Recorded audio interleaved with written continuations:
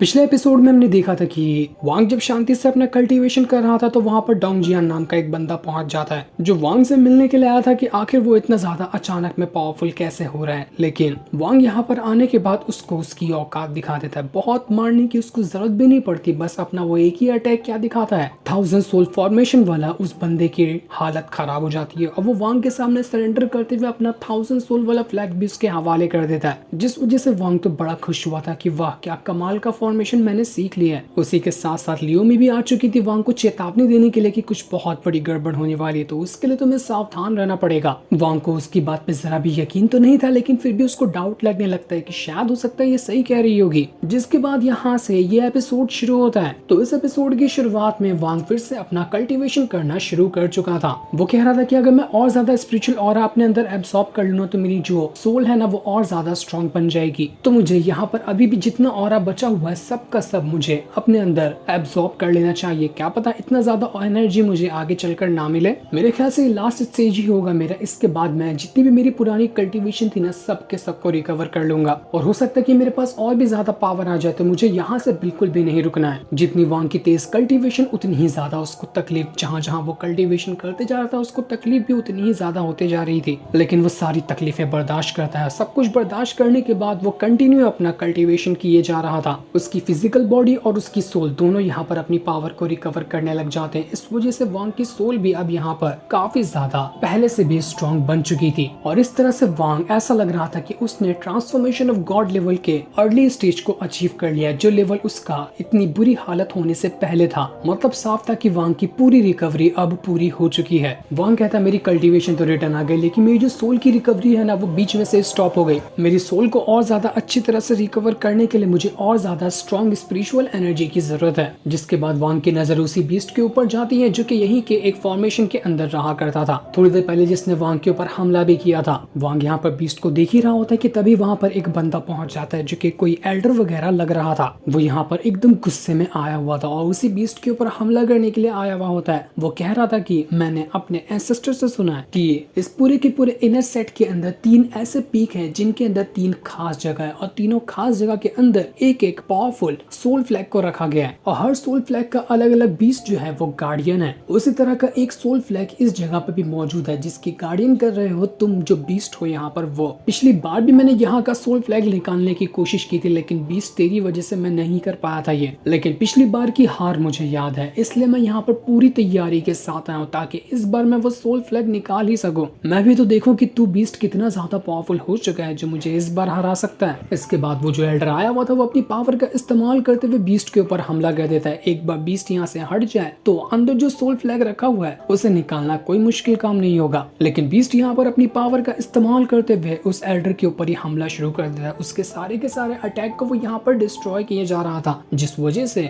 वो बीस्ट को यहाँ पर कुछ नहीं हो पाता। ये देखकर वो एल्डर जो था अपनी पावर का इस्तेमाल करते हुए एक बहुत ही ज्यादा पावरफुल फॉर्मेशन क्रिएट कर देता है और फॉर्मेशन के अंदर से और भी खतरनाक अटैक निकालते हुए बीस्ट की जान लेने की कोशिश कर रहा था। दूर बैठा वांग चुपचाप से ये सारी चीजें देख रहा होता है कि यहाँ पर असल में हो क्या रहा है। उसको भी पता चल चुका था कि इस बीस्ट की जो जगह है उसके पिंजरे के नीचे किसी तरह का सोल फ्लैग रखा हुआ है। वो सोल फ्लैग मैं ले लूं तो कितना कमाल का हो जाएगा। वो एल्डर जो था जब यहाँ पर बीस्ट के ऊपर हमला कर रहा होता है और उसके हमले से बीस्ट यहाँ पर कमजोर पड़ता हुआ दिखाई दे रहा था, तो वहां पर जो सोल फ्लैग पावरफुल वाला रखा है उसके अंदर से एक और बीस्ट की स्पिरिट बाहर निकल कर आ जाती है। अब एक नहीं अब दो यहाँ पर बीस्ट हो चुके थे जो उस एल्डर को रोकने के लिए आए थे ताकि वो यहाँ पर वो फ्लैग ना निकाल सके। लेकिन एल्डर भी तैयारी के साथ आया हुआ था। वो वहां पर किसी तरह की घंटी को बाहर निकाल लेता है जिसके अंदर से अजीब से बीस्ट बाहर निकल रहे थे। वो चूहे जैसे कोई क्रिएचर होते हैं जिन्होंने बीस्ट के ऊपर हमला शुरू कर दिया था। सब मिलकर यहाँ पर बीस्ट को मारना चाह रहे थे ताकि वो फ्लैग हासिल कर सके।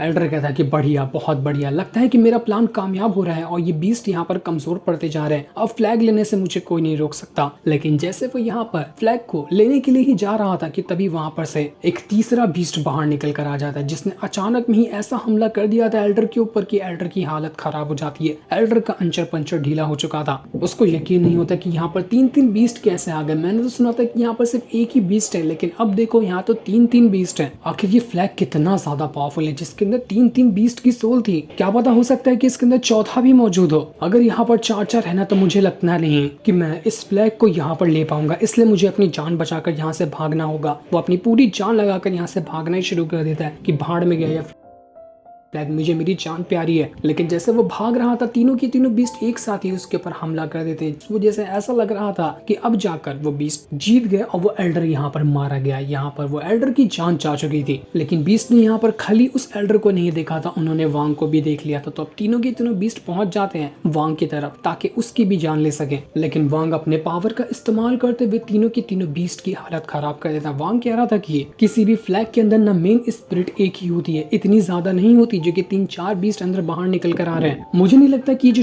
बीस्ट है ना वो फ्लैग की ओरिजिनल सोल है। ऐसा लग रहा है कि फ्लैग के अंदर जो स्पिरिट होगी वो अलग होगी और ये जो अंदर से बीस्ट बाहर निकल के आ रहे हैं ना ये उस स्पिरिट की सेकेंडरी सोल हो सकती है। सिंपल वे में करके समझाओ तो वो फ्लैग है, फ्लैग के अंदर एक बहुत ही ज्यादा पावरफुल स्पिरिट है और वो स्पिरिट अपने अंदर से ये बीस्ट को बाहर निकाल रहा है। अभी तक की जो फ्लैग की मेन स्पिरिट है उसको तो दिखाया ही नहीं गया। तो वांग अपनी पावर का इस्तेमाल करना शुरू कर दिया ताकि जान सके कि वो जो सोल फ्लैग है उसकी जो ओरिजिनल स्पिरिट है वो किस चीज की है। वांग ने पूरा पाम अटैक सीधा का सीधा उस सोल फ्लैग के ऊपर कर दिया था ताकि अगर ये पाम अटैक डिस्ट्रॉय होगा ना तो वांग को ये पता चल जाएगा कि कितनी पावरफुल स्पिरिट उस सोल फ्लैग के अंदर मौजूद है। और बिल्कुल वांग का पाम अटैक बस कुछ सेकंड के अंदर ही यहाँ पर डिस्ट्रॉय हो चुका था। मतलब साफ था कि वो स्पिरिट काफी ज्यादा स्ट्रॉन्ग होगी और तब जाकर हमें वो ओरिजिनल स्पिरिट दिखाई जाती है जो कि वो सोल फ्लैग के अंदर मौजूद है। ये बहुत ज्यादा पावरफुल बिल्कुल एक ड्रैगन जैसा बीस्ट था, इसको किलिन कहा जाता है। इसी तरह के बीस्ट के ऊपर तो वो एल्डर भी बैठ कर आया था जिसने जाओ यी और टिंगर के साथ फाइट की थी। सेम उसी तरीके के बीस्ट जैसा ये किलिन जो था वो फ्लैग के अंदर मौजूद था। मतलब अब यहाँ पर क्लियर हुआ कि वो फ्लैग है और उसकी जो ओरिजिनल स्पिरिट है ना वो ये किलिन है। और इसी किलिन ने वो 3 छोटे छोटे बीस्ट को बनाया था अपनी पावर की मदद से जो एल्डर के ऊपर हमला कर रहे थे। वांग ने बिल्कुल सही अंदाजा लगाया था कि एक फ्लैग के अंदर ज्यादा स्पिरिट नहीं होती, लेकिन बड़ा सवाल सामने यही था कि अगर फ्लैग चाहिए तो ये किलिन को ही कंट्रोल करना पड़ेगा जो कि नेक्स्ट टू इम्पॉसिबल काम है। लेकिन वांग कहता है कि नहीं, ये फ्लैग मेरे दिल में आ चुका है और जो चीज मुझे पसंद आ जाए उसको मैं छोड़ दूं, ऐसा कैसे हो सकता है। तो वो सीधा उसी किलिन बीस्ट के ऊपर ही हमला शुरू कर देता है। वांग अकेला एक तरफ और किलिन बीस्ट अकेला दूसरी तरफ। दोनों के बीच में बहुत ही जबरदस्त फाइट शुरू हो गई थी। दोनों अपनी पावर का इस्तेमाल करते हुए एक दूसरे के ऊपर अटैक कर रहे थे। वांग कहता है कि अगर मैं इस किलिन बीस्ट की पावर को अंदाजा भी लगाने की कोशिश करूँ ना तो मैं कह सकता हूँ दावे से कि ये ट्रांसफॉर्मेशन ऑफ गॉड लेवल के बिल्कुल लास्ट स्टेज पर है। मतलब कि इन्फेंट ट्रांसफॉर्मेशन लेवल से थोड़ा सा पीछे होगा। मेरी खुद की कल्टीवेशन से ज्यादा पावरफुल ये बीस्ट है, तभी तो ये इतना ज्यादा स्ट्रॉन्ग है, मेरे अटैक को आसानी से डिस्ट्रॉय कर रहा है। लेकिन मैं ऐसे हार नहीं मानूंगा। वांग यहाँ पर दोबारा अपनी पावर का इस्तेमाल करते हुए उस बीस्ट के ऊपर अटैक करने लग जाता है। उसने अपनी स्वॉर्ड को सीधा बीस्ट के आर पर घुसा दिया था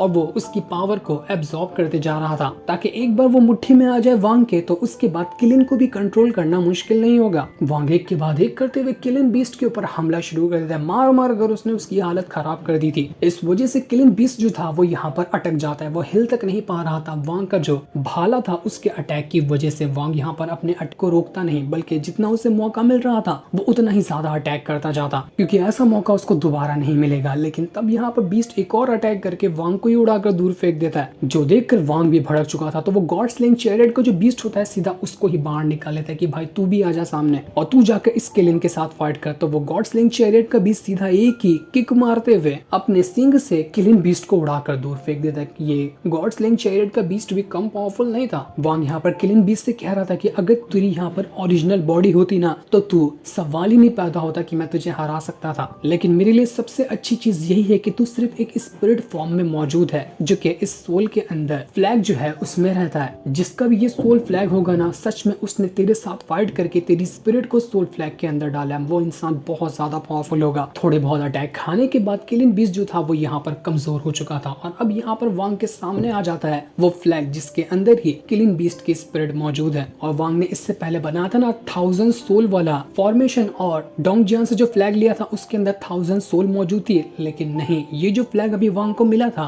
उसमें 1,00,000 सोल मौजूद होती है। वो अटैक करे तो एक बार में 1,00,000 सोल को बाहर निकाल सकता है। इतना कमाल का ये सोल फ्लैग यहाँ पर रखा हुआ था। वांग के हाथ में सिंपली समझो मुझे तो एक खजाना लग गया। मेहनत लगी लेकिन उसने आखिरकार उसको हासिल कर लिया। वांग सीधा टच करते साथ ही फ्लैग के अंदर ही चला जाता है और उस चीज को देखकर वो दंग रह चुका था कि बाप रे, इसके अंदर तो करीब 1 लाख सोल मौजूद है। किसी भी सोल को अपना बनाने के लिए थोड़ा सा ब्लड लगता है उसके फ्लैग के अंदर डालने के लिए, तो वांग अपना थोड़ा सा ब्लड डालता है और अब यहाँ पर धीरे धीरे करते हुए वो फ्लैग सीधा का सीधा अब वांग के कंट्रोल में जा रहा था। फ्लैग जाएगा तो वो किलिंग बीस्ट भी अब वांग का गुलाम हो जाएगा और बिल्कुल ऐसा ही होता है। वो सीधा का सीधा वांग के सामने अपना सर झुका देता है कि क्या हुक्म है मेरे आका, मैं आपके लिए वो करने को तैयार हूँ। वाह, मजा ही आ गया, क्या कमाल का ये सीन था। वांग को जैसे ही यहाँ पर ये 1 लाख सोल वाला फ्लैग मिला था, वो जैसे उसकी पावर को एक्टिवेट करता है आसमान तक के फट जाता है। पूरे इलाके के अंदर एक धमाका हो चुका था। ये देखकर वांग कहता है कि अरे वाह, मैंने ये सोल फ्लैग निकाल लिया, लेकिन अच्छा है कि किसी को अभी तक के मालूम नहीं पड़ा, वरना सब आ जाते मेरा पीछा करते हुए।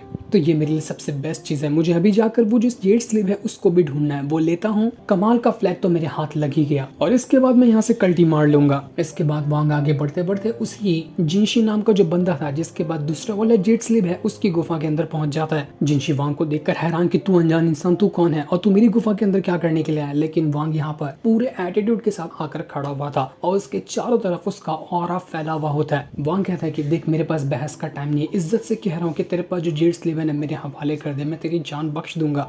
अगर तूने कुछ भी कहने की कोशिश की तो समझ लेना कि तेरा अंजाम क्या हो सकता है। वांग यहाँ पर जिनशी को देखकर ये कह रहा था कि इसकी कल्टीवेशन क्या है, मैं उसको महसूस नहीं कर पा रहा। हो सकता है कि ये मेरी कल्टीवेशन के आसपास ही होगा, तभी मैं यहाँ पर इसकी कल्टीवेशन महसूस नहीं कर पा रहा हूँ। जिनशी कहता है कि तुझे मेरा जेड स्लिप चाहिए, ठीक है, मैं तुझे जेड स्लिप देने के लिए तैयार हूँ, लेकिन उसके पहले मेरी एक शर्त है। तुझे पता है मेरा जो सोल फ्लैग है ना, उसके अंदर भी 1 लाख सोल को रखा जा सकता है, लेकिन उसमें 300 सोल की कमी है। अगर मुझे 300 सोल मिल जाती है ना, तो मेरा जो सोल फ्लैग है वो भी 1 लाख सोल वाला कंप्लीट हो जाएगा। तू मुझे 300 सोल ला कर दे सकता है तो ठीक है, मैं तुझे अपना जेड स्लिप दे दूंगा। कैसी लगी मेरी शर्त? वांग के लिए 300 सोल निकालना तो चूंटियों जैसा काम था, तो वो एक ही बार अपना सोल फ्लैग जमीन पे क्या मारता है, उसके अंदर से 300 सोल बाहर निकल कर आ जाती है, जो जिनशी के चारों तरफ घूमने लगी थी और वो उसकी सोल के अंदर जाकर ट्रैप हो जाती है। इस वजह से अब जिनशी जो था उसका जो फ्लैग था वो भी 1 लाख सोल वाला कंप्लीट हो चुका था। ये देखकर वो खुश हो जाते हैं, अरे वाह, तुम तो बहुत अच्छे इंसान हो, ज्यादा बहस भी नहीं करने पे लगा है और मेरी बातों को मान लिया, चलो बहुत अच्छी बात है। क्या तुम मुझे अपना नाम बता सकते हो? तो यहाँ पर उसको वांग अपना नाम किन्मो बताता है, ओरिजिनल नाम नहीं बताता वो उसको। ये सुनकर जिनशी खुश हो जाता है कि चलो बहुत अच्छी बात है, ये लोग मेरे तरफ से तुम्हारा इनाम जो तुमने मुझसे मांगा था वो अपना जेड स्लिप निकाल कर इज्जत से वांग के हवाले कर देता है। वांग जब यहाँ पर उस जेड स्लिप को अच्छे से देखता है तो उसके अंदर इस तरह की टेक्निक को लिखा हुआ था कि किस तरह से किसी भी चीज की सोल को बाहर निकाला जा सकता है। मतलब कि अगर किसी भी बीस्ट की पावरफुल सोल को अगर बाहर निकाल कर फ्लैग के अंदर डालना है ना, तो इस तरह का मेथड लिखा हुआ था उस जेड स्लिप के अंदर। किलिंग बीस्ट जो था, इसी मेथड का इस्तेमाल करते हुए जिस भी बंदे ने किलिंग बीस्ट की सोल को फ्लैग के अंदर डाला था, वही तरीका इस जेड स्लिप के अंदर लिखा हुआ था। अगर वांग ये सीख जाए तो वो भी किसी भी पावरफुल बीस्ट को मारकर उसकी सोल निकाल सकता है और उसको फ्लैग के अंदर डाल सकता है। वांग जैसे ही वहां से जा रहा था, जिनशी उससे कहता है कि किन्मो, तुम्हें आखिरी वाला जेड स्लिप नहीं चाहिए क्या? मुझे पता है वो तुम्हें कहाँ मिल सकता है, वो तुम्हें मिलेगा सोल पीक के अंदर। वहां जाओ, तुम्हें वहां पर जाने के बाद आखिरी वाला जेड स्लिप मिल जाएगा, लेकिन मेरी एक चेतावनी भी रहेगी तुम्हारे लिए, क्योंकि वहां पर नॉर्मल इंसान नहीं जा सकते। वहां पर जाने के लिए सबसे पहले तुम्हें ना अपना infant transformation level break through करना पड़ेगा। जब तक तुम उसको ब्रेक थ्रू नहीं करोगे तब तक तुम वहां पे नहीं जा पाओगे। अब आगे क्या करना है वो तुम्हारी मर्जी, अपना देख लो तुम। मुझे काम था तुम्हें बताना जो मैंने तुम्हें बता दिया। ये सुनकर वांग भी परेशान हो जाते कि यार अब मैं क्या करूँ, यहाँ पर जाने के लिए तो अभी मुझे सोल पीक के अंदर जाना है, तभी जाकर मुझे जेड स्लिप मिलेगा, लेकिन शर्त वही है कि मुझे अपना ब्रेक थ्रू भी करना पड़ेगा। पर अभी तो मेरा इतनी जल्दी ब्रेक थ्रू नहीं हो सकता, ऊपर से मेरी सोल भी पूरी तरह से रिकवर नहीं हुई है। तो मेरे पास एक दूसरा आइडिया है। वो अपना उसी आइडिया का इस्तेमाल करते हुए सबसे पहले आसमान में आ जाता है और वहां पर आने के बाद उसने अपनी पावर एक्टिवेट किया था, फॉर्मेशन बनाया था और किलिंग बीस्ट को बाहर निकाल लेता है। और निकालने के बाद वो चैलेंज करते हुए कहता है कि सोल रिफाइनिंग सेट के एल्डर जो भी हो सामने आ जाओ और मुझसे फाइट करो। लेकिन यहाँ पर वांग ने सीधा का सीधा सोल रिफाइनिंग सेट के हर एक एल्डर को चैलेंज क्यों कर दिया, इसके बारे में अभी हमें नहीं बताया जाता। कुछ ना कुछ तो बड़ा प्लान होगा वांग का, तभी वांग ने इस तरह का फैसला लिया है। लेकिन आगे क्या होगा ये तो अभी हमें नहीं बताया जाता। पर जो भी हो, नेक्स्ट एपिसोड जो होगा ना वो बहुत कमाल का होगा, जो कि नेक्स्ट संडे को रिलीज होने वाला है। तब तक के लिए